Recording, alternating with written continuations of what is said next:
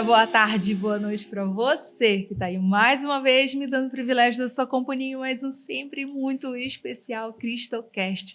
Uma alegria gigante ter você aí desse lado, acompanhando o nosso programa mais uma vez e hoje especialmente finalizando a segunda temporada do Cristocast, 2 anos no ar. No próximo programa vocês vão acompanhar o nosso especial comemorando 2 anos de projeto. Mas hoje eu quero te convidar para acompanhar o testemunho de uma convidada que realmente é muito especial, porque ela chegou aqui no programa de uma forma muito especial. Eu vou já contar para vocês. Mas antes disso, eu quero me apresentar. Se é a sua primeira vez aqui no canal, eu sou Andrélia Amazonas, anfitriã aqui do Cristocast. E eu fico sempre muito alegre de receber você aí do outro lado. E aí eu já te convido, se você ainda não está inscrito no canal, já se inscreve no canal, ativa a notificação, que daí você vai ficar acompanhando os testemunhos lindos que a gente publica aqui. E você pode ver também todos os outros, mais de 100 que a gente já publicou aqui no canal, com todos os nossos conteúdos, assim como lá nas redes sociais, no Spotify também. Acompanhe o nosso conteúdo que a gente faz com muito carinho, com muito amor a Deus e também pensando em alcançar o teu coração aí do outro lado. Então acompanha a gente, já faz o seguinte, já curte, já deixa o like aí para garantir, que eu sei que você vai gostar muito da nossa conversa de hoje. E aproveita, compartilha para 3 pessoas que você ama muito, que você sabe que gostam de ouvir uma mensagem de Deus e também pode ser para aquelas 3 pessoas assim que estão um pouquinho distantes, estão um pouquinho fria na fé, manda para elas, porque eu tenho certeza que hoje Deus vai falar no coração delas e ó, aquele quentinho vai voltar, o Espírito Santo vai agir. Tenho certeza disso. E você vai ser esse canal de bênção, olha só que beleza. Também quero aproveitar e te convidar para engajar aqui nessa missão.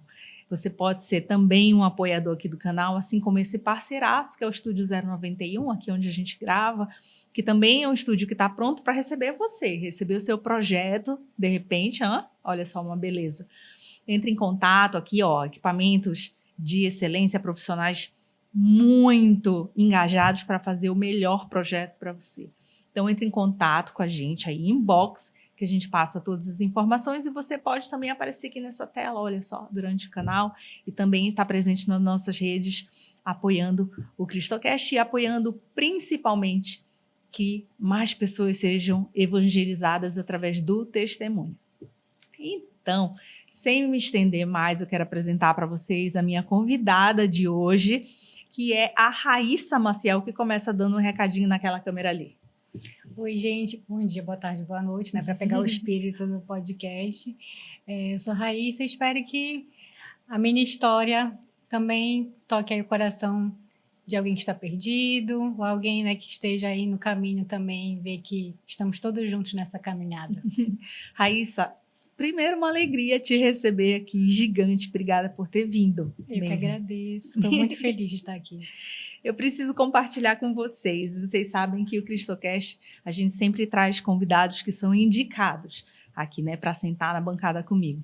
Mas hoje, especialmente no último episódio dessa temporada, a gente trouxe a Raíssa como convidada, que na verdade foi alguém que encontrou o Cristocast, Sim, né, e que, vamos dizer, começou a se envolver com o projeto a partir de algo, né? Sim. A gente não se conhecia nem nada. Eu queria que tu contasse essa história. Então, eu estava comentando contigo, né, antes que, na verdade, foi o algoritmo do Espírito Santo, né, que agiu nesse momento, porque estava ali, né, passando tudo, né, os vídeos, e viu um corte do Cristocast e, sei lá, eu fiquei curiosa e acessei a rede social, né, do podcast e olhei lá, achei muito legal a proposta, né, do podcast ser cristão, não denominacional, né, mas também pelo fato de ser aqui da nossa região, porque existem muitos grandes podcasts, né, pelo Brasil, pelo mundo, na verdade, já é um formato bem conhecido, também para evangelização, mas não tem muito algo regional, né? Eu até cheguei a comentar contigo que a gente tem ali, por exemplo, no caso que eu acompanho mais, né, que são católicos, então tem o Anima Podcast, que é do Sudeste, né, que tem ali aquele pessoal ali de Aparecida, né, que é muito forte. O Santo Flow, que é do Nordeste, e aqui eu não conheço, pelo menos, né, não acompanho nenhum, assim, que seja regional, e a gente tem, assim, uma fé diferente, né, assim, uma proposta de fé, assim, de manifestação diferente de outras regiões, que apesar de ser, né, por exemplo, Igreja Católica, a gente tem a maior procissão católica do mundo, a Assembleia de Deus, que é uma das grandes denominações que tem no Brasil também, que foi fundada aqui, mas a gente não tem nada que expanda essa fé para fora, né? Que eu acho que é a proposta que tem que acontecer, eu creio, né? E eu falei, nossa, que legal mesmo. E aí eu comecei a acompanhar, primeiro o Instagram, depois fui para o canal, e achei muito legal os testemunhos também, né? Que a gente vai se tocando, né, o coração, vai vendo que tem outras pessoas que estão na caminhada junto com a gente e que Deus age na vida delas também. Raíssa, tu achas que a gente trabalhando assim, né, trazendo convidados que vão compartilhando seu testemunho, é uma forma boa para alcançar quem está do outro lado, que de repente está com uma fé fria, está distante de Deus? Tu acha que é algo que é eficiente para Deus? Porque eu te juro que eu tenho muita preocupação de estar servindo bem ao Senhor.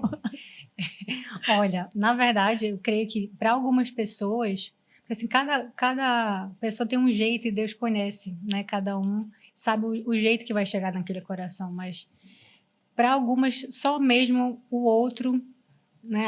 O encontro com a humanidade do outro é possível ver a Deus, sabe? Muitas das vezes. Então, não vai ser numa música, não vai ser num filme, não vai ser na igreja, porque a pessoa não vai. Às vezes é um vídeo mesmo ali, ainda mais hoje em dia, né, na internet, que a pessoa está ali passando, e aí, de repente, pode acontecer como aconteceu comigo. Eu, graças a Deus, já estou na caminhada, mas tem gente que não está, e de repente cai lá e vê algo que ela se identifica, que ela vai ver e vai conseguir se sentir tocada. Sabe que, assim, tem sido uma alegria muito grande, assim, durante esses 2 anos, que a gente recebe alguns feedbacks nesse sentido, de ter pessoas que procuraram voltar para suas igrejas, pessoas que começaram a rever a sua fé, que começaram a tentar se relacionar um pouco mais, às vezes ter uma rotina melhor de oração. E eu recebo muitas perguntas, sabe? E não que eu saiba tudo, pelo contrário, estou muito longe disso. Mas, desculpa, mas eu penso que me colocam também numa função de ir buscar muito mais a Deus. Com certeza. E eu percebo, eu não tenho um podcast, né? Mas até mesmo nas minhas redes sociais pessoais, né? Na rede social pessoal, eu percebo isso, porque eu sou uma pessoa que gosta de divulgar muito, né? A minha rotina de oração, quando eu vou para a igreja, para um grupo de oração, a missa, o que eu estou lendo. Então, eu sempre compartilho isso. E, com frequência, as pessoas vêm me perguntar também, que né, não sabem como voltar ou tem alguma dificuldade. A gente precisa utilizar especialmente as redes sociais para algo bom, né? Para servir ao reino também. Sim. A gente utiliza para tantas outras coisas, às vezes para nada, né? Sim. Às vezes só para passar tempo. Gente, eu tô gripada, tá? Então, nesse episódio, talvez vocês me vejam assim, lagrimando. Não é de chorar dessa vez, mas de gripe. Mas só para deixar claro que eu posso ficar meio engasgada. Mas isso não vai me impedir de fazer o episódio. E eu sempre falo, né, que a gente precisa também utilizar esses meios que parecem incomuns às vezes, mas para a gente também ocupar esses espaços. Com certeza. Né, para servir ao reino também. Com certeza. Eu lembro que quando eu estava discernindo sobre o sonho que eu tive do Cristocast, porque esse programa veio em sonho para mim, e eu estava discernindo sobre ele,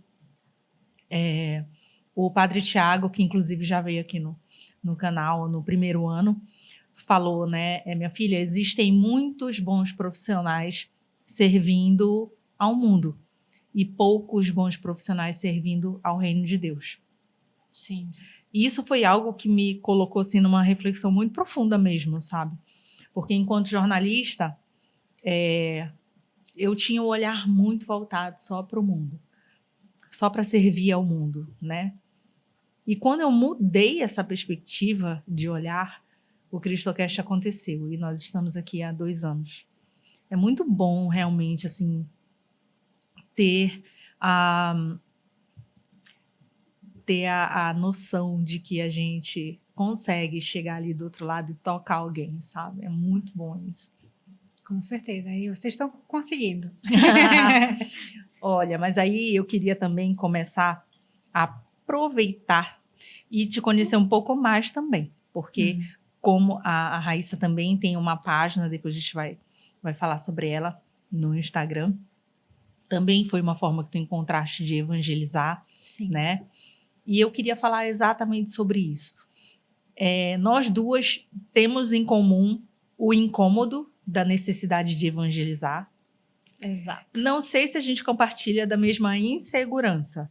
Eu sempre tive a insegurança de achar que eu nunca sei o suficiente para evangelizar. Não, na verdade, eu tenho a certeza que eu não sei o suficiente, né? Mas o que eu sei, eu gosto de compartilhar. O que te move para sair do desconforto e fazer isso, e evangelizar, mesmo achando que a gente não sabe? Eu creio que foi o encontro que eu tive com Cristo, sabe? É porque quando a gente conhece uma coisa tão boa, uma pessoa tão incrível, a gente se apaixona e não quer guardar aquilo pra gente, sabe? É algo que é infundido no coração realmente. E aí a gente não consegue. É como a gente quando tá apaixonado, que a gente pensa na pessoa, quer falar da pessoa, quer estar perto da pessoa. Só que esse amor que é diferente, né? A gente não quer guardar pra gente. A gente quer que outras pessoas tenham acesso, sintam e conheçam essa coisa incrível, essa pessoa incrível que é Deus, sabe? Então, mesmo com as minhas inseguranças, mesmo sabendo que eu nunca vou saber de tudo também, mas o que eu sei, que é algo que eu também corro muito atrás, então eu gosto de estudar muito, então eu sou uma pessoa que eu tenho uma fé convicta intelectualmente falando, entende? Então, quando eu leio, quando eu acho uma coisa legal, eu gosto de partilhar isso nas minhas redes sociais. Eu compartilho disso também. Eu digo que a minha fé, ela não é apenas sentimental. Ela veio também hoje, né? Hoje é fundamentada intelectualmente. Porque antes não era. Antes era só sentimentalmente, né? Na verdade, o meu não era nem sentimentalmente, era assim, tradicional mesmo, sabe? Uma questão tradicional. Como a gente faz esse paralelo, então? Como é que a gente para a gente ilustrar melhor para quem está ali do outro lado? O que é uma fé automática ali no sentimental ou no costume? No costume. No meu caso, assim, que eu acho que é o caso de 99% do brasileiro, principalmente católico, né? Que é a questão da fé cultural, né?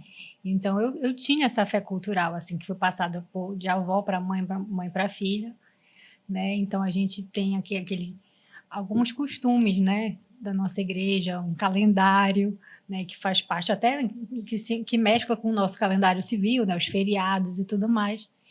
E a gente vai vivendo aquilo ali meio que no automático por costume mesmo, por tradição, né? E meio que sem se questionar muito o que é que significa aquilo. Acaba que é uma fé assim que guarda muito memórias, né? Então, a gente lembra do Natal, lembra da Páscoa, né? Mas na verdade aquilo não tem um significado muito além do que está acontecendo ali visualmente, né? E aí, quando a gente passa a se aprofundar no ser e na pessoa de Cristo mesmo, que a coisa muda de figura, que já não é mais algo que passaram para você, né? E só te disseram. Na verdade, acaba sendo uma coisa que fica dentro de você mesmo. Como é que a gente faz essa transição de sair dessa fé costumeira para outra, para ser um conhecedor maior de Jesus? Olha, eu acho que lógico que a gente precisa do agir da graça do Espírito Santo, mas uma coisa que eu acho que é o diferencial de qualquer pessoa que busca é o desejo sincero de buscar uma verdade, sabe? Que foi o que aconteceu comigo. Então, eu sempre falo que o povo brasileiro é um povo de fé, né? De modo geral, é um povo que tem várias manifestações de fé, de diversas religiões diferentes. Até mesmo quem não tem religião tem uma espiritualidade. É bem comum você encontrar hoje pessoas que buscam uma espiritualidade. Então, é um povo de fé. Mas é uma fé, assim, que ela é autocentrada. É uma fé que, na verdade, você quer conforto, você quer se sentir bem, se autoaceitar, digamos assim. E não que isso seja errado, isso é genuíno do ser humano. Mas isso não é buscar a Deus, genuinamente. Na verdade, buscar a Deus é você buscar algo que está fora de você. Está dentro, mas está fora ao mesmo tempo, né? Então, o dia que deu o clique na minha cabeça de que eu precisava conhecer a Deus nesses termos, assim. Eu sabia que Deus era uma pessoa, era um ser, Ele é. Então, se Ele é, eu tenho que conhecê-lo, eu não tenho que imaginá-lo, eu não tenho que criá-lo, entende? Ao meu modo, como para me sentir bem. Não, eu queria conhecer aquela pessoa. Então, eu acho que parte dessa vontade de conhecer e não de criar um Deus para você, entendeu? Isso é algo que eu converso muito, assim, com muitas pessoas que dizem que são cristãs. Muitas. E grande parte delas quer que Deus caiba na vontade delas, para que elas fiquem confortáveis fazendo o que bem desejam. É natural nosso, na verdade, né? Se a gente for deixar, a gente quer isso mesmo, né? Igual o meme que eu vi uma vez na internet, que era uma oração, meme de uma oração, né? Senhor, se for da tua vontade, faz a minha vontade. Entende? É mais ou menos assim. É bem isso mesmo. Mas aí, dessa forma, a gente não consegue fazer uma virada de chave na nossa vida. Não, com certeza não. Deus usa da nossa vida, da nossa história para dar um chacoalhão na gente. Quando é que foi o teu chacoalhão? Então, né? Contando um pouquinho da minha história, como eu falei, eu sou de família cristã católica desde sempre, né? Minha mãe me passou nessa tradição, sempre fui da igreja, e eu sempre fui uma pessoa espiritualizada dentro da igreja católica, assim, nunca duvidei da existência de Deus, da ação de Deus, mas o que a gente chama dentro da bolha, né, que eu falo que é a bolha católica, chama de católico de IBGE, né? É aquele católico mal formado, né? Que ele tem essa tradição, mas não tem a doutrina, né, no coração. E aí, essa falta de doutrina, essa parte intelectual, que é importante também, ela foi sendo substituída por outras coisas, né, que não condizem com a nossa fé. E é super comum disso acontecer. Quando eu falo isso, eu nunca falo fazendo juízo de valor, porque foi uma coisa que aconteceu comigo. Sim, né? Comigo também. Pois é, então, por exemplo, na adolescência, a gente ia na igreja, de vezes sim, vezes não, e aí quando eu falo que eu sou da geração capricho, né? E aí nessas revistas a gente lia horóscopo, né? Tinha esse conteúdo de rituais de virada de ano, né? E veste amarelo, veste branco, veste não sei o quê. E as bruxinhas. E as bruxinhas, essas coisas. Eu não cheguei a esse ponto das bruxinhas, mas eu gostava... Tinha os desenhos, tinha os filmes. Exato. Eu gostava muito desse esoterismo, né? Que é bem comum ainda hoje em dia, né? Então, eu sou dessa geração que eu conheço muitas pessoas que são assim. Né? E acaba que você mistura com outras crenças orientais e tudo mais. Então, assim, eu sempre acreditei em Deus. Né? Eu acho que já era uma ânsia, uma sede de buscá-lo, querendo ou não, sabe? Meio mascarada, assim. E até que um belo dia, eu já estava adulta, uns 7 anos atrás, mais ou menos, eu terminei um relacionamento que, assim, sinceramente, né, falando, eu não era tão apaixonada, assim, pela pessoa, mas o término foi de um modo, assim, que tocou num ponto fraco meu, que eu creio que seja pela falta de um pai que eu tive, sabe? Porque eu fui criada pela minha mãe, e aí eu tive aquele sentimento de rejeição, né, da parte masculina. Então, aquilo de alguma forma me pegou de um jeito que até hoje eu não sei te explicar. Mas tocou nessa ferida, sabe? Então, eu senti uma necessidade de cura muito grande. E aí eu comecei a buscar, na época, mantras, sabe? De cura e tudo mais. Na internet mesmo, no YouTube mesmo. E, assim, mas era aquele desespero, né? Nunca deixei de rezar o meu terço, não. Mas eu sempre buscava isso, assim, paralelo, né? E aí, uma vez numa dessas orações e mantras que tem na internet, né? Eu vi um que, se forem pesquisar, não façam, por favor. que é uma oração de 21 dias do Arcanjo Miguel. Né? Que as pessoas confundem muito com a Quaresma de São Miguel, né? E aí, eu lembro que eu fechava os olhos, porque eu sempre, constantemente, estava ansiosa, sabe? Com muita tristeza. E aí, eu botava o fone de ouvido, ficava ouvindo aquele mantra ali. Só que, sabe quando você está com o olho fechado e abre o olho assim, mas isso não tá certo? Não entrava, sabe? Fora que os comentários desse vídeo não são bons. Falei, quer saber? Não, isso não é para mim, não. Falei, deixa isso para lá. Aí, uma vez, eu deixei a mamãe num compromisso dela, e aí eu fui para a Basílica para esperar até ela finalizar o que tinha que fazer.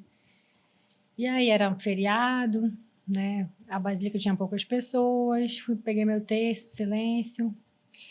E aí, no meio do texto, uma senhorinha pegou o microfone e falou assim: licença, gente, a gente vai iniciar aqui um momento que a gente não divulgou para ninguém. Então, quem está aqui está convidado a participar. Hoje começa a Quaresma de São Miguel Arcanjo. E aí eu falei, não é possível, né? Eu estou fugindo dele. E aí ela começou a contar a história do Arcanjo Miguel, né, que tem na Bíblia, aparece no Apocalipse e tudo mais. E explicou que a Quaresma de São Miguel são 40 dias de oração pedindo a intercessão dele, né?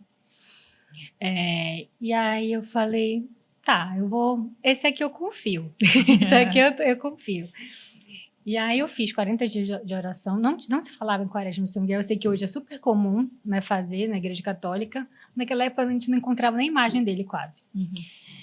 E aí eu fiz esses 40 dias de orações e simplesmente assim foi uma cura aconteceu, sabe? E aí, desde então, eu comecei a buscar mais, principalmente através dos anjos. E aí eu sempre falo, né, que os anjos são uma unanimidade, né? Então, os judeus acreditam nos anjos, né? Gente de outras religiões acreditam nos anjos. Eles são uma realidade bíblica, né? Não tem como a gente dizer que eles não existem, porque eles trabalham do Gênesis ao Apocalipse. E aí, eu puxando um pouquinho para trás, quando era criança, eu colecionava imagens de anjos. Tinha muito, assim, né? De biscuit. E sempre rezei para o anjo da guarda e tudo mais. E aí, eu comecei a pesquisar sobre o assunto, comprar livros e tudo mais. Eu encontrei o Pedro Siqueira, que o Pedro Siqueira tem um canal na internet, né?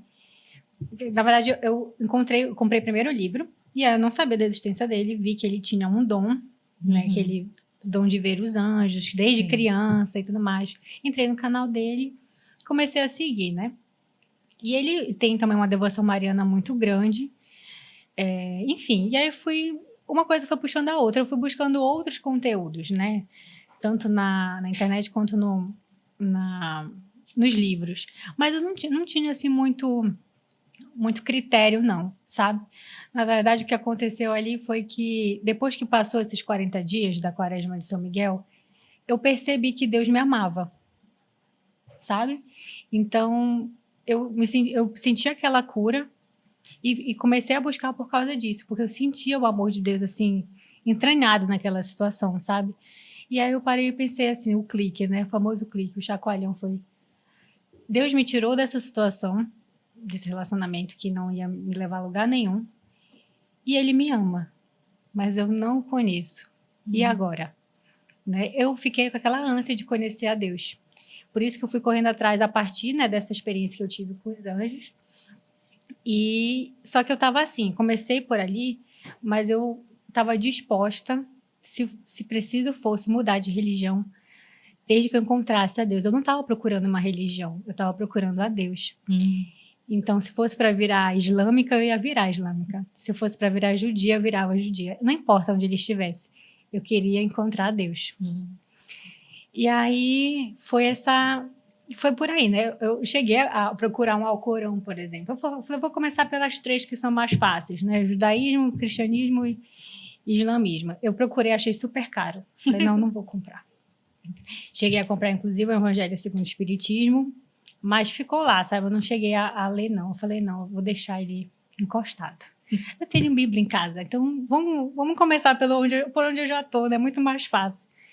E aí eu lembro que nessas minhas buscas, eu comecei a ver sugestão, né, no YouTube, aí as redes sociais, a importância delas, né? A consagração à Nossa Senhora. Mas eu fui ignorando, sabe? Mas aparecia com muita frequência. Aí eu falei, não, deixa eu assistir isso aqui, que era do Instituto Hesse, de uma formação que eles têm sobre a consagração à Nossa Senhora. Eu falei, mas o que é isso, né? Aí eu fui ver, eu assisti alguns vídeos, e aí ele falava do livro, né? O Tratado da Verdadeira Devoção à Santíssima Virgem. Bom, já deu para perceber que eu gosto de ler, né? Então, assim, para mim, eu falei, então eu vou direto na fonte, eu vou lá no livro ver, porque assim, eu acho que a Virgem Maria, ela tem ela é uma figura muito forte na Igreja Católica, né? Inevitável você não linkar ela com a Igreja. Ela acaba sendo a imagem da Igreja, né? Querendo ou não. E então eu queria entender melhor a questão da devoção, até porque o livro, quando ele falava no vídeo, o livro prometia falar sobre a verdadeira devoção à Santíssima Virgem. Aí a gente pensa assim, ué, se tem uma verdadeira, tem uma falsa, né? Então eu sou daqui de Belém, tenho história de Síria, eu fui no Síria desde bebezinha, fui no carro dos anjos, já fui carro de promessa e tudo, então assim, eu tenho já uma história prévia com ela, né? Então, não, eu vou ler para saber melhor, para me embasar no assunto. E aí eu procurei, né? Comprei. E assim, eu fiquei encantada com aquilo. Eu falei assim, é isso que eu estava procurando, uma pessoa que me apresentasse a Deus. Eu consegui ver isso no tratado, sabe? Porque, na verdade, o tratado, né? Eu também cheguei ao tratado, né? Sou consagrada, fiz a minha consagração.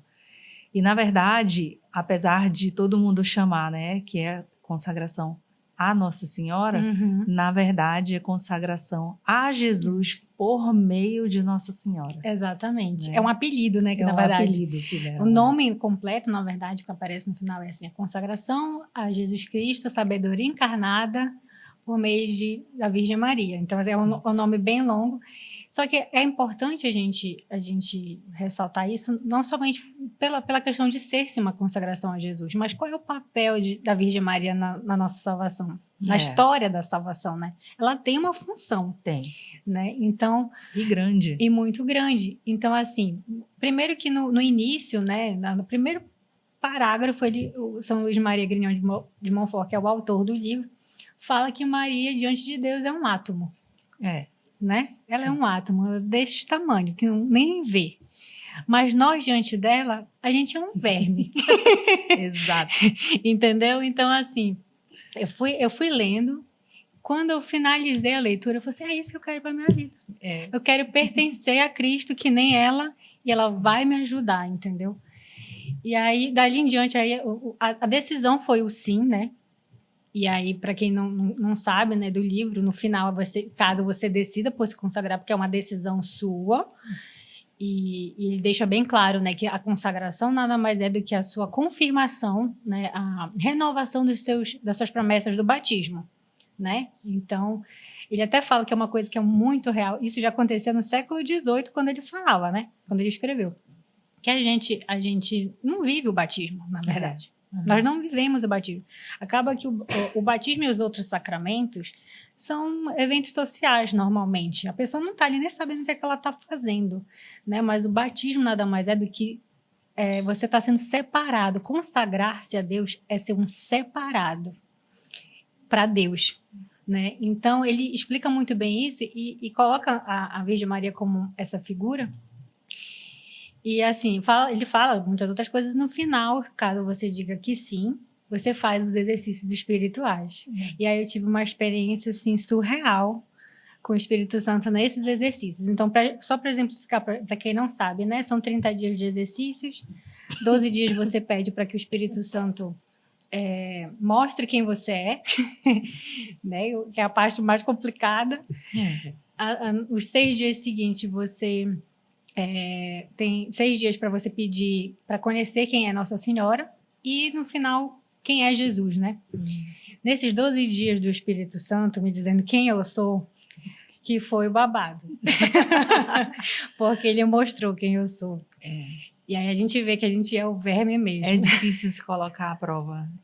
Eu fiz também esses exercícios. Pois é. E na época, a gente já estava na pandemia, né? E aí eu lembro que eu via, eu fechava os olhos e chorava assim muito, muito, muito, porque eu via a minha vida. E aí eu vou até contar a história, né, que me lembrou na época, que inclusive é o tema de uma música, acho que é do padre Antônio Maria, que é o Pegadas na Areia. Então tinha uma história, essa história ela tem uma ligação com a minha infância, porque a minha mãe ela tem uma caixa de madeira que tem essa história, um contozinho bem curto, que conta quando uma pessoa encontra com o Senhor numa praia. E aí, caminhando ali na praia, ele vê no céu as imagens da vida dele, né? Um filme no céu. E enquanto o filme acontece no céu, as pegadas na areia aparecem. Um par de pegadas é da pessoa e a outra pegada são as pegadas do Senhor. E aí a pessoa, né, no conto diz que ele começou a perceber que nos momentos mais difíceis da vida dele, aparecia um par de pegadas, sumia. Ficava só uma. E aí ele questionou a Deus e falou assim: Senhor, por que nos momentos mais difíceis que eu precisava de ti, tu me abandonaste?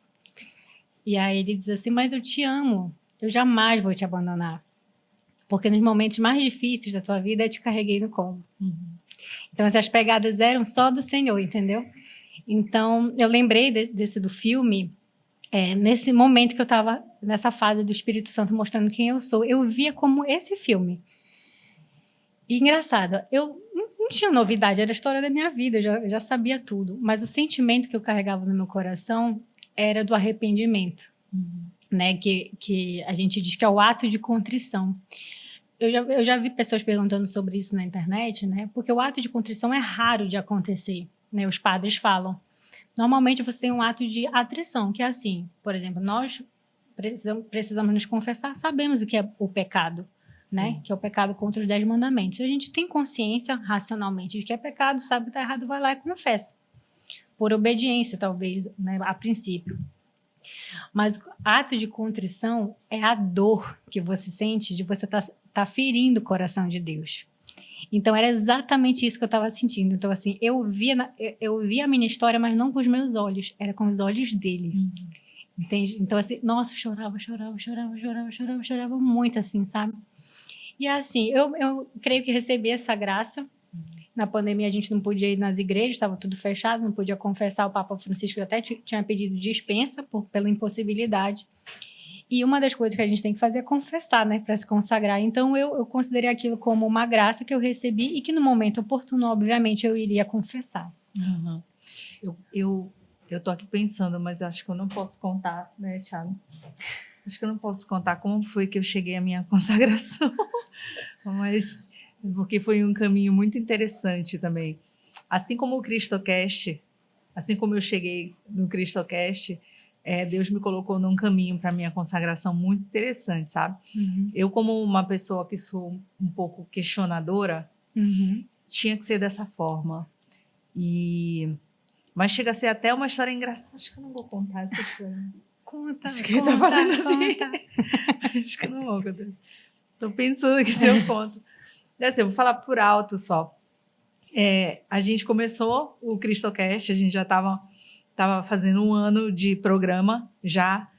E como eu sempre falei desde o início, né? Eu estou aqui sempre sendo evangelizada. Eu não sei tudo, me proponho a buscar, né? Acho que essa que é a grande diferença, assim. Me proponho a buscar o que eu não sei, a conhecer mais ao Senhor, assim.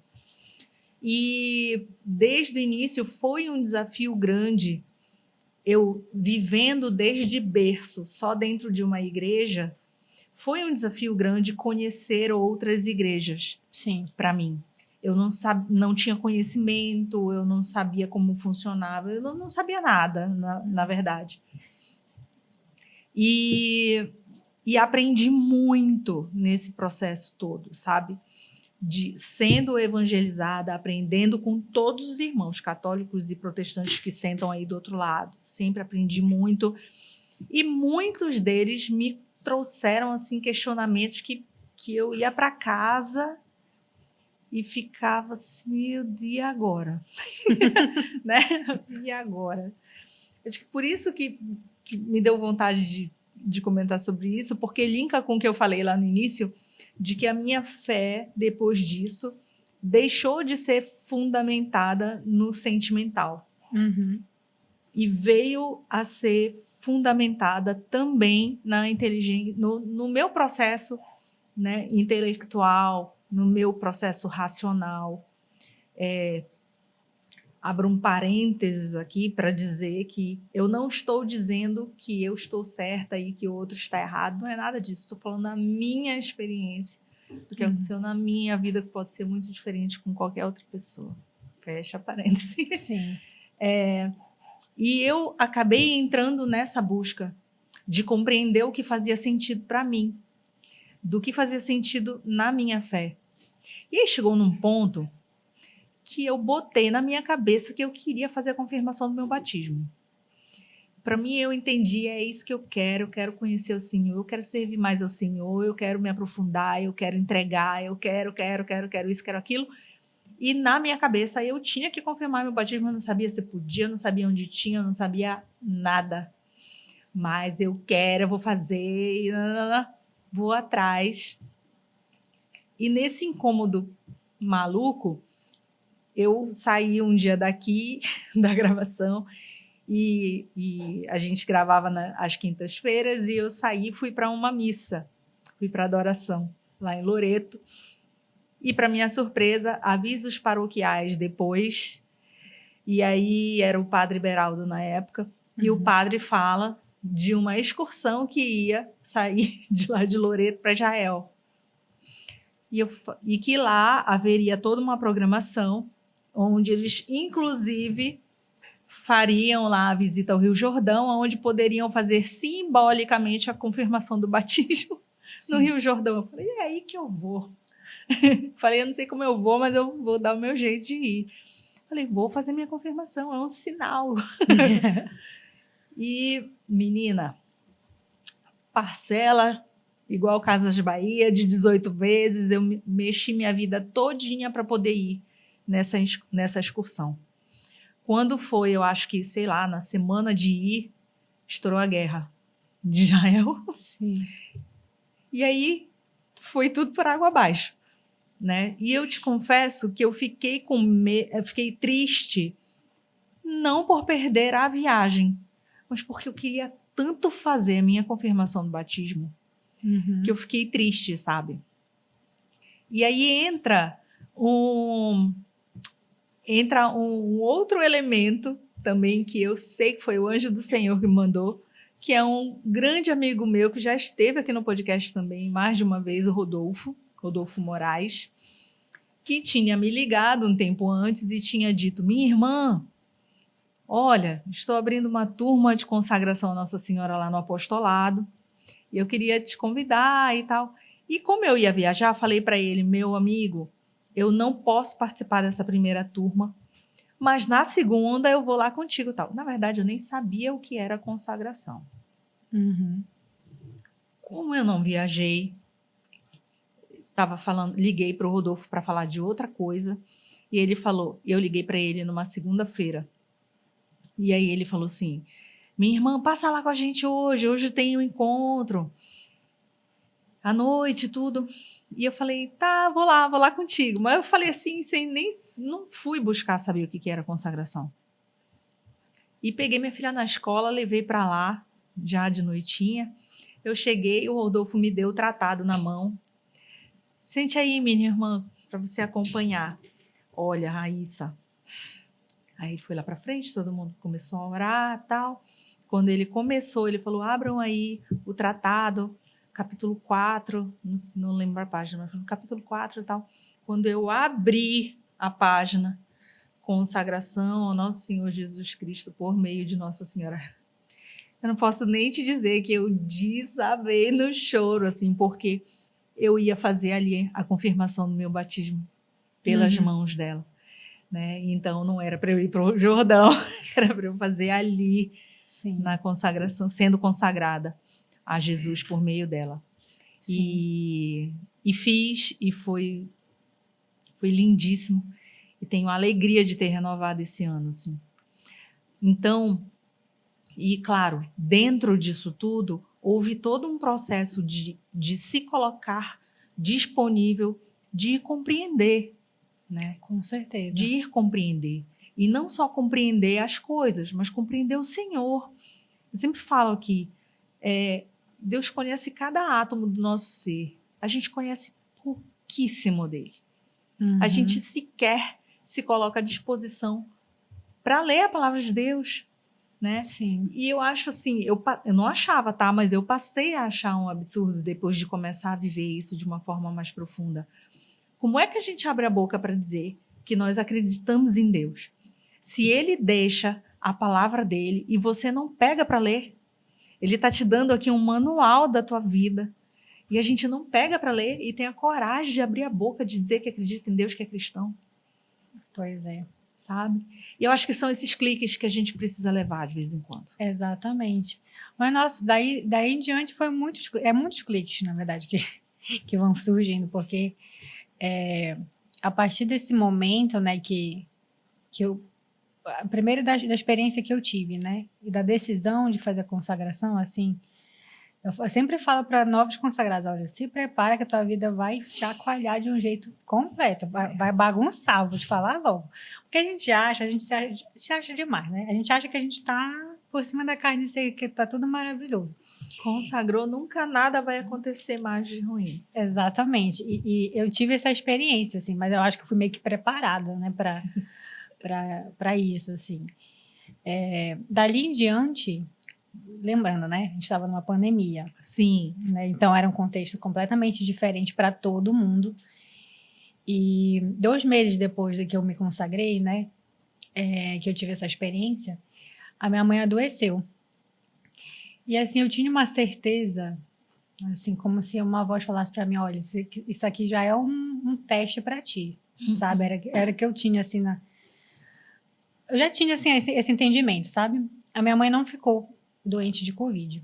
Ela teve uma inflamação a partir de uns miomas que ela tinha na barriga, que eram muito grandes e estavam afetando outros órgãos. Então, ela começou a ter febre, tomava remédio para febre, não passava, que se passava e voltava. E os dias foram passando, eu falei, não, isso aqui não é normal. Isso não tá legal. E a gente estava realmente isolada, né? Somos só eu e ela. E aí ela falou assim, mãe, infelizmente a gente vai ter que ir para o último lugar que alguém quer estar nesse momento, que é um hospital. E aí peguei ela, né, fui colocando ela no carro e eu falei assim, eu tenho certeza que a gente não vai voltar tão cedo. E eu acertei, assim, sabe? E dali em diante eu chamo que foram os 40 dias no deserto que eu passei, que a gente passou, sabe? Ela foi para urgência e emergência, precisou internar. Nos 3 primeiros dias, assim, eu só chorava e não queria preocupar ninguém, sabe? Aí, como ela precisaria fazer uma cirurgia, depende de médico, depende de plano, e espera melhorar, e fica aquela coisa. E eles nunca dão todas as informações pra gente, né? O contexto também não ajudava. E aí eu falei assim, não, eu vou começar a falar para as pessoas, né? Para a família, para os amigos, para os colegas de trabalho. E aí uma das pessoas, inclusive, foi uma irmã do Instituto Hesses daqui de Belém, né, que estava recém-aberto o mosteiro. E aí eu falei para ela, para ela rezar por nós, porque a gente estava precisando, né? A irmã Gema, ela não está mais aqui em Belém. E aí foi, né? Eu expliquei mais ou menos o que era para as pessoas. E aí a espera da cirurgia foram 3 semanas. Nossa. 3 semanas. Que ela não melhorava, que ela não queria comer. E aí eu tava sentindo que tinha alguma coisa errada, né? Porque é muito tempo para algo que tem só uma cirurgia vai resolver. Se ela já tá ali internada, tem que fazer a cirurgia, não tem outro jeito, né? E aí, quando o médico falou assim, olha, mamãe estava consciente, né? Estava no quarto e falou assim, olha, a gente vai fazer cirurgia amanhã. E ele me chamou à parte. Falou assim, olha, a tua mãe, ela não tem condições de ser submetida a uma cirurgia. Ela não está num estado ideal para ser submetida, mas não tem outro jeito. A gente vai precisar fazer a cirurgia, eu vou fazer assim mesmo. E eu só tô te avisando. Mas eu tava assim tão confiante, não sei nem te dizer porquê. Eu tava assim muito conformada, sabe? Com a vontade de Deus. E aí eu fiz aquela oração, né? Eu lembrei do leproso que pedia para um dos leprosos, né, que pediu para Jesus que ele fosse curado. E ele dizia: "Se tu queres, tu podes me curar". E ele dizia: "Eu quero estar curado, né?" E aí eu falei isso para Deus. Eu falei assim: "Se tu queres, tu pode curar minha mãe. Mas se tu não quiseres, a única coisa que eu te peço é que a alma dela seja salva". E aí, né, um parêntese aqui para talvez que não entenda, né, muito assim, que foi também eu não tinha esse entendimento até então, né? Que o mais importante de tudo que a gente vive nessa vida, de todas as vicissitudes da vida, é a salvação da nossa alma. E eu sempre digo que tem algumas orações que quem conhece a Deus mesmo, sabe como ele é, o que é que ele gosta, o que é que ele se propõe, sabe que aquela oração é sim. Não tem outra resposta. Então, por exemplo, uma situação recente que eu tive: "Ah, Senhor, eu quero perdoar aquela pessoa". É sim. Ele não vai dizer não, né? E nessa oração, eu pedi a salvação da alma da minha mãe. É sim. Ele veio por causa disso, entendeu? E aí, a minha mãe, assim, ela sempre acreditou em Deus, sempre foi da igreja, mas ela, há muitos anos que ela não se confessava, por exemplo, décadas, né? E a gente sabe que é necessário que a pessoa tenha esse momento de arrependimento dos seus pecados. E aí, eu confiei. Enfim, aí a cirurgia foi um sucesso. Ela foi para a UTI, que é o normal, né, após cirurgia. Mas ela não saiu nos poucos dias que eles disseram que ela ia sair, né? Nossa. E aí eu ficava nessa, aí o médico falava assim, eu já estava agoniada, né? Porque, querendo ou não, a pandemia ainda estava rolando. E aí ele falava assim, olha, ela não está bem para sair, para ir para o quarto. Ela não está bem, não está bem. E os dias foram passando e eles descobriram que ela estava com Covid, que ela pegou no hospital. Puxa vida. Ela ficou com 25% do pulmão comprometido. Mas, assim, os resultados demoravam muito para sair naquele contexto. Às vezes era muita gente fazendo também o exame, né? Então, fazia aqui, demorava 2 dias para sair, e aí tinha o tempo de incubação da doença, que aí tem que ter o resultado negativo para tirar, né? A pessoa lá da UTI. E aí, até que fizeram outro exame, deu negativo, e ela foi, na verdade, não foi negativo, ela melhorou da cirurgia e foi para a ala de Covid, do quarto. E aí, chega na aula de Covid do quarto, tem que fazer de novo para poder até saber se, porque já tinham se passado alguns dias do primeiro teste. Enfim, graças a Deus ela conseguiu receber alta, né? E aí, quando a gente chegou em casa, no primeiro dia chegamos em casa, em poucas horas eu estava com os sintomas de Covid. Nossa. E eu fui, assim, a primeira coisa que eu percebi que eu não estava sentindo cheiro nenhum. E aí começou a dar febre, assim. Em poucas horas eu estava prostrado na cama. Nossa. Em poucas horas. Então, assim, eu estava com uma recém-operada. Foi uma cirurgia dela muito grande. Eles, inclusive, acharam que era câncer. Por isso que eles demoraram muito. Então, teve que fazer biópsia. Eles falavam para mim que tinha característica de ser câncer. Graças a Deus, não era câncer. E aí, eu estava com ela, né, recém-operada, precisando de cuidados e tudo mais, já idosa também, e eu estava pior do que ela. Não tinha como chamar ninguém, não tinha como ninguém me levar para o hospital, estava todo mundo... Era um período que teve um lockdown, né, nessa época. E aí, fiz a famosa telemedicina, pediram... Sabiam que eu estava com os sintomas, pediram o exame, e aí aquela demora, né? E eu piorando cada dia mais, assim. Só para ter noção, eu deitada na cama, para eu sentar na cama, era um sacrifício. Porque eu não tinha ar. Eu não conseguia puxar o ar. E aí o pessoal estava querendo evitar, né? Que fosse entubado, mas eu queria. Porque eu não tinha ar para puxar. Aí eu lembro... E em casa ainda. Em casa. E aí chegou um momento assim que eu mexia só o olho, sabe? E aí eu lembro que caía as lágrimas, assim, né? Porque eu achava que eu ia morrer dali, né? E aí o resultado foi que era Covid. A médica viu e falou assim: olha, bom, é Covid, tu sabe que não tem remédio, né? Não tem remédio, então eu vou te passar os remédios paliativos, né? Ok, para o hospital eu não vou conseguir ir mesmo. Então, aí a gente pediu para uma pessoa levar lá na porta do apartamento os remédios. E aí a minha mãe, eu não sabia que eu estava deitada, né? Ela disse que ela foi lá na porta, pegou, colocou a medicação em cima da mesa e fez uma oração, né? Pedindo para Deus que eu fosse curada. E aí eu tomei a primeira pílula, eu melhorei assim 70%. Quase assim, em poucas horas eu estava assim em pé, que era uma grande dificuldade que eu tinha, né? E, enfim, assim, foi uma fogueira. E aí o engraçado que, como eu sou uma pessoa muito ativa nas redes sociais, as pessoas começaram a sentir minha falta, digamos assim, né? Apesar que todo mundo ali estava meio que preocupado com todo mundo, né? Mas algumas pessoas começaram a mandar mensagem: Raíssa, o que é que está acontecendo? Você está sumindo? Amigos meus, porque eu dava notícias para os amigos da mamãe. Para os meus amigos eu não falava quase com ninguém, principalmente de rede social. E aí eu falei assim: olha, aconteceu sim algumas coisas, mas eu vou falar depois. A gente meio que ficou traumatizada, sabe? Quando a gente estava bem de saúde, a gente olhava para a cara uma da outra e não queria falar sobre o assunto, porque a gente viu coisas horríveis, sabe? Sim. No hospital, o rosto dos médicos, dos enfermeiros, a mamãe na UTI que ficava acordada, ela não estava inconsciente, ela via a gente morrendo.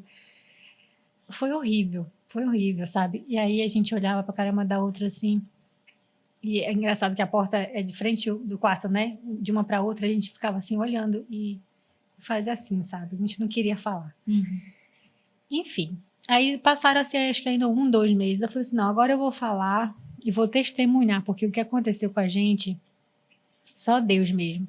E na época era quaresma. Durante esses 40 dias era a quaresma da igreja. E enquanto ela estava internada, eu continuava com as minhas penitências. Eu oferecia tudo, sabe? Eu tirava o açúcar, não comia carne. Eu era o meu oferecimento para Deus, para que a gente passasse por aquilo, sabe? Bom, como deu para perceber, a mamãe não morreu. Ela está viva até hoje, graças a Deus. Mas aquilo foi uma resposta para mim. Que eu acho que de lá para cá, que outras coisas também aconteceram, ela não estava preparada para ir, entendeu? Então, quando eu contei essa história resumidamente, na época eu fiz um vídeo e postei no meu perfil pessoal, contando o que tinha acontecido. Todo mundo ficou chocado, né, com o que tinha acontecido, porque foi muita coisa, né? E eu falei no vídeo uma coisa que até hoje tem gente que não entende, que era essa parte de que eu não é que eu não queria que ela fosse curada, eu queria sim, queria que ela fosse curada, era o meu desejo maior. Mas eu estava assim, ok, se ela fosse, porque eu sabia que ela ia ser salva. Ou seja, que ela ia ver o rosto do Senhor, sabe? Então, quando as pessoas viram isso, elas não entenderam muito bem. Depois a minha mãe me contou, né, com algumas pessoas que comentaram com ela. Mas é aquela questão da falta de conhecimento da fé. Se fosse um tempo atrás, até eu não ia entender. Entende? Então, quando a gente tem um olhar para o eterno, isso aqui não é nada. O que a gente viveu não era nada perto daquilo que a esperança que a gente tem, sabe? Então, a morte é lucro. Exatamente. Então, assim, a minha mãe ainda não tinha aquele entendimento, sabe?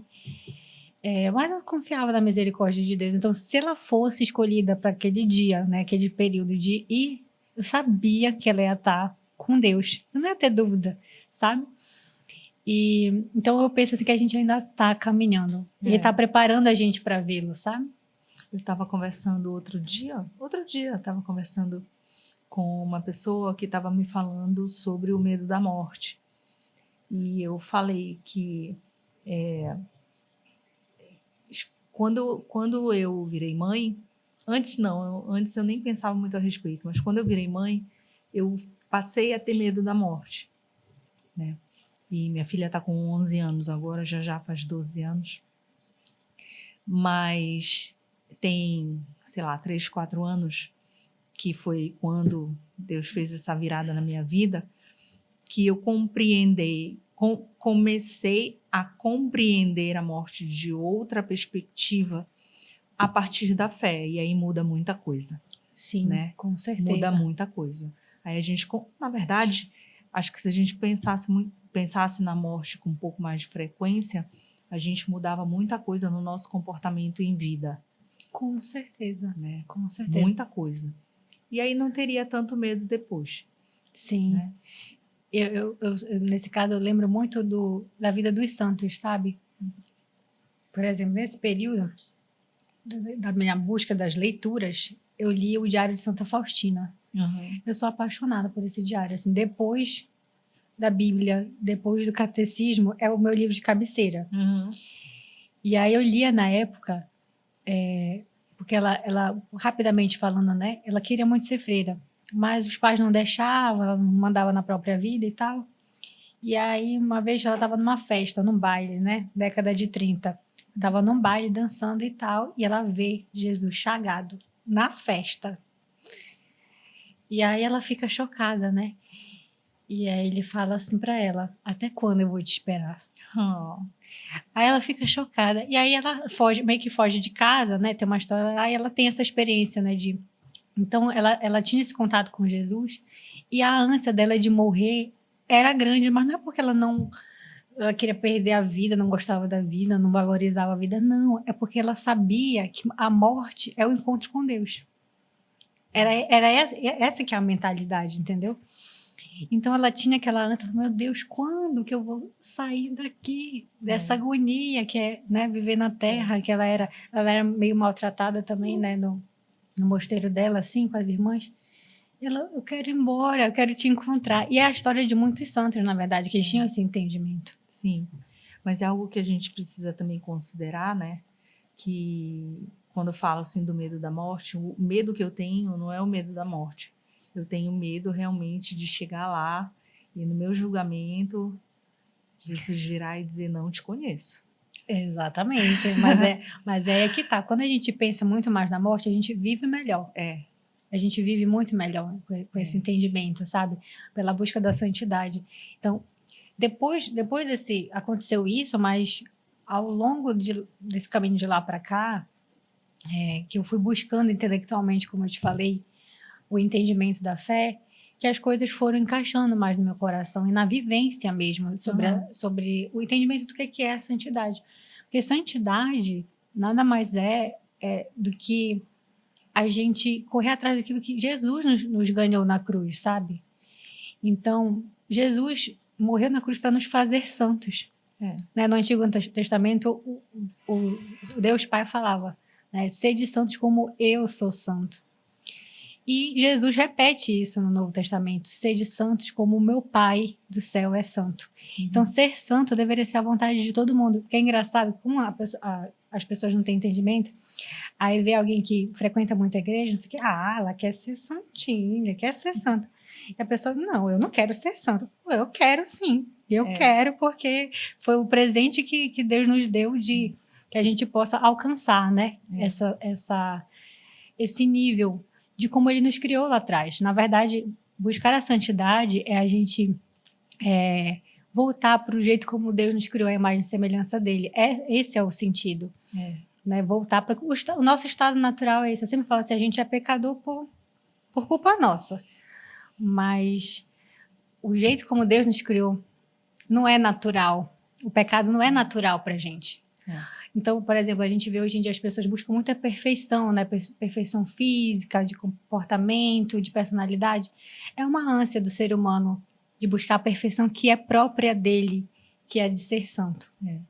Sabes que outro dia me chamaram de beata e eu primeiro fiquei ofendida.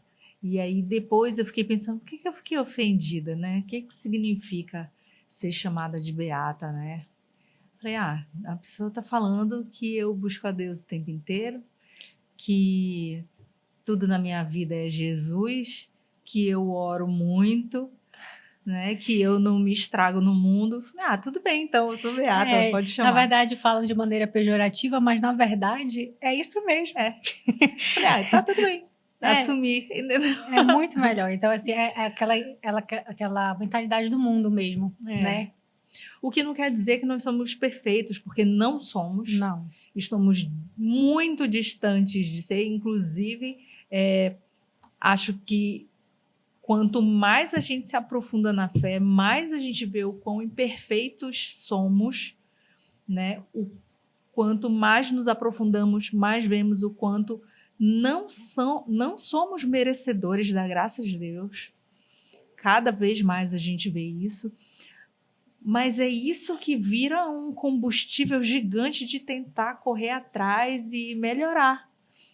E conhecer mais a Jesus. Com certeza. Mas é exatamente isso. Quanto mais eu estudo sobre a fé, mais eu vejo as minhas imperfeições e misérias, mais eu consigo ver, né? Quando a gente não tem contato, né, por exemplo, se a gente já está na escuridão, a gente não vê nada. Né? Quando a luz é lançada sobre a escuridão, que a gente vê as imperfeições, né? Então, nessa minha busca intelectual e também vida de oração, né? Eu me comprometi a ler a Bíblia.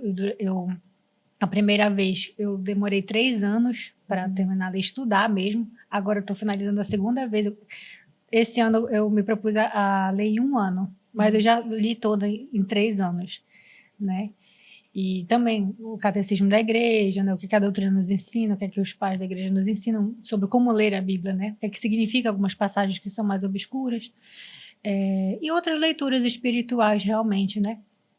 E quanto mais eu pesquisava, quanto mais eu conhecia, mais eu queria compartilhar.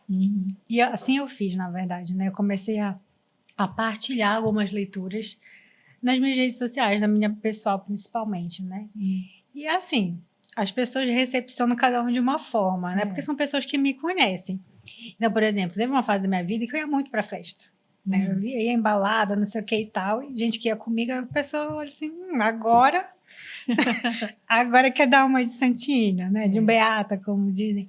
E aí tinha gente que acontece isso, né? De perguntar, tipo, a pessoa tem aquele vácuo que ela quer preencher e ela quer entender melhor. E aí, pelo fato de eu ser jovem, né, assim, ainda, um pouco jovem. E aí o pessoal meio que se identifica, não fica com medo de perguntar, né? Tem gente que se afasta sem falar nada, né? Tipo, deixa de te seguir e tudo mais, ok. E tem gente que fica ali por curiosidade. Eu sei que é curiosidade. É assim. Mas acho que de tudo isso vale, acho que 2 coisas assim, bem importantes, né? A necessidade da gente se colocar à disposição para aprender mais sobre Deus, buscá-lo muito mais no conhecimento e na oração, especialmente, e não se incomodar com as coisas do mundo, né? Que vem testar a nossa paciência, que ainda não é santa. Não é fácil, não é fácil. Mas que a gente precisa se colocar aí à disposição para que Deus opere na gente, né? Olha, eu te falo assim, sem sem pestanejar, sabe? Eu faria tudo de novo, para ter a vida que eu tenho hoje, a compreensão. Tá longe de ser uma vida perfeita, longe, muito longe. Mas a compreensão que eu tenho hoje, quem eu sou, o meu papel enquanto filha de Deus, supre tudo. Com certeza. É uma graça imerecida, de fato, né? A gente se dá conta disso. E Raíssa, o Thiago já passou 2 vezes ali, eu estou ignorando ele, mas a gente vai precisar. A gente precisa encerrar o programa.